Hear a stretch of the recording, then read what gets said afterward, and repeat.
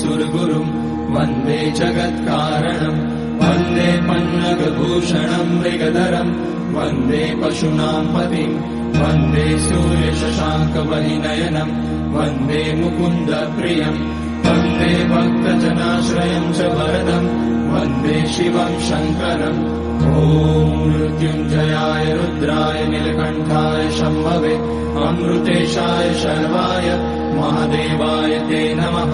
नमस्तेऽस्तु भगवन् विश्वेश्वराय महादेवाय त्र्यम्बकाय त्रिपुरान्तकाय त्रिकाग्निकालाय कालाग्निरुद्राय नीलकण्ठाय मृत्युञ्जयाय सर्वेश्वराय सदाशिवाय श्रीमान् महादेवाय नमः। ॐ नमः शम्भवाय च मयोभवाय च नमः शङ्कराय च मयस्कराय च नमः शिवाय च शिवतराय च ॐ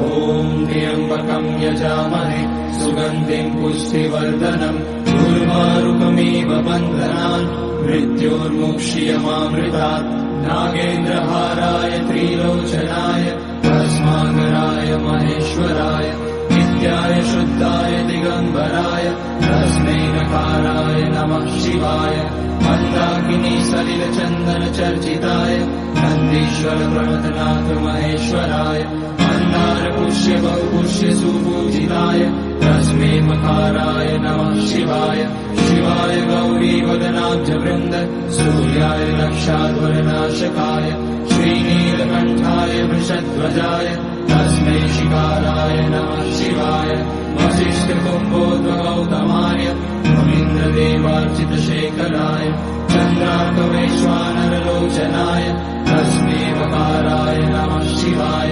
यज्ञस्वरूपाय जटाधराय पिनाकहस्ताय सनातनाय दिव्याय देवाय दिगम्बराय तस्मै यकाराय नमः शिवाय पञ्चाक्षरमिदं पुण्यं यः पठेत शिवसन्निधौ शिवलोकमवाप्नोति शिवेन सह मोदते।